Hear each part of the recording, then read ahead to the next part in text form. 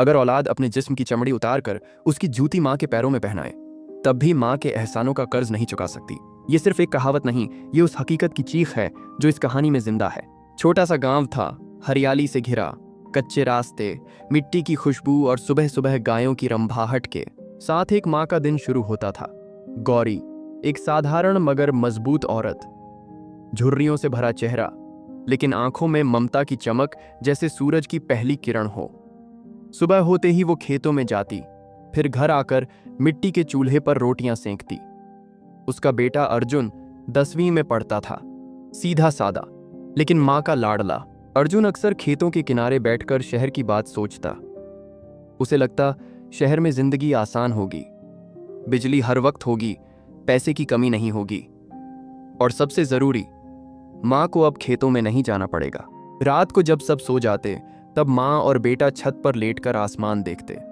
माँ, एक दिन मैं तुझे इस गांव से दूर ले जाऊंगा जहां तू आराम से रहेगी, चूल्हा नहीं जलाना पड़ेगा। गौरी मुस्कुराई।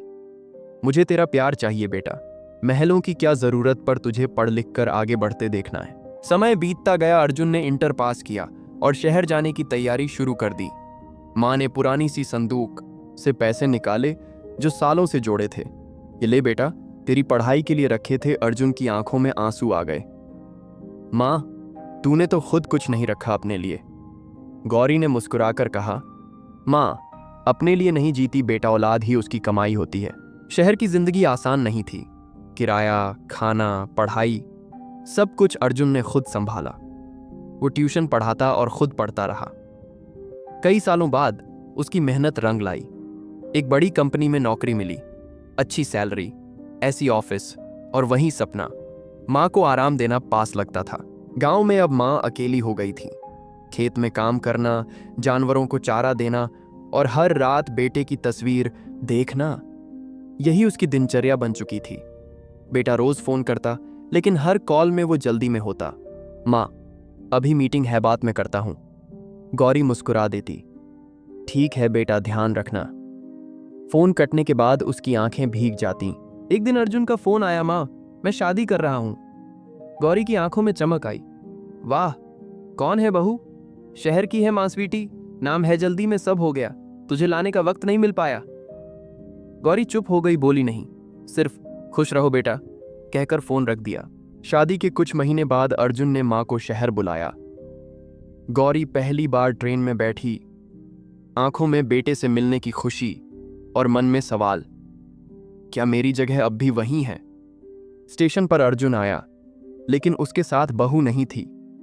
माँ, स्वीटी को काम था, घर चलो। घर 2 कमरे का फ्लैट था। अर्जुन और स्वीटी के कमरे में एसी था और माँ के लिए स्टोर रूम खाली कर दिया गया। गौरी कुछ नहीं बोली, बस बोली, कमरा छोटा हो या बड़ा, बेटा साथ हो तो मंदिर बन जाता है। पर स्वीटी को माँ का गांव पना खलता था। उसका हर काम जैसे भार लगने लगा। एक दिन स्वीटी ने कहा, माँ जी, यहाँ गांव वाला सिस्टम नहीं चलेगा, हर बात में नाक मत दीजिए। गौरी ने बस सिर झुका लिया, लेकिन दिल अंदर से टूटा। उस रात अर्जुन आया। माँ ने कुछ नहीं कहा, लेकिन उसकी आंखें सब कह चुकी थीं। अर्जुन दोनों के बीच पिसने लगा। एक तरफ माँ थी जिसने उसे गढ़ा था, दूसरी तरफ पत्नी जिससे उसने जिंदगी बांधी थी। पर वो चुप रहा। उसने दोनों को समझाने के बजाय चुप्पी ओढ़ ली, और वही चुप्पी धीरे धीरे रिश्तों को खा गई। एक सुबह अर्जुन ऑफिस गया और लौट कर देखा, माँ का कमरा खाली था। एक चिट्ठी रखी थी, बेटा, तेरे घर में सब कुछ है, सुख, सुविधा, प्यार की जरूरत नहीं बची। तू खुश रह, मैं अपने गांव में खुश हूं। अर्जुन दौड़ता हुआ आया, लेकिन स्टेशन तक भी मां जा चुकी थी। गांव वहीं था, मिट्टी वहीं थी, बस मां के चेहरे पर अब थकान थी।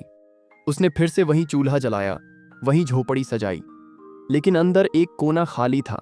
बेटा वहां नहीं था। मां के जाने के बाद अर्जुन की जिंदगी बदल गई। ऑफिस प्रमोशन रुका, काम में मन नहीं लगा, रिश्ते में खटास आई। स्वीटी अब भी कहती, जाने दो उन्हें, गांव की माएं नाटक करती हैं। लेकिन अर्जुन की आंखें अब हर पल मां की तलाश में भटकती थीं।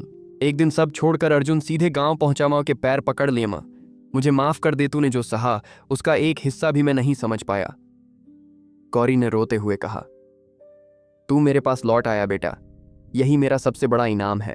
अगर औलाद अपने जिस्म की चमड़ी उतार कर उसकी जूती माँ के पैरों में पहनाए तब भी माँ के एहसानों का कर्ज नहीं चुका सकती। अर्जुन अब हर हफ्ते गांव आता। माँ को शहर नहीं ले गया, पर गांव को माँ जैसा बना दिया। स्वीटी भी बदली, अब गौरी के पांव दबाती, खाना बनाना सीखती और रिश्तों की गर्मी लौट आई। गौरी अब रोज मंदिर जाती थी और एक ही बात कहती है, भगवान, मेरे बेटे को तुझसे कुछ नहीं चाहिए, बस तू उसे कभी माँ के प्यार से दूर मत करना। माँ सिर्फ जननी नहीं, आत्मा की सबसे पवित्र परछाई होती है।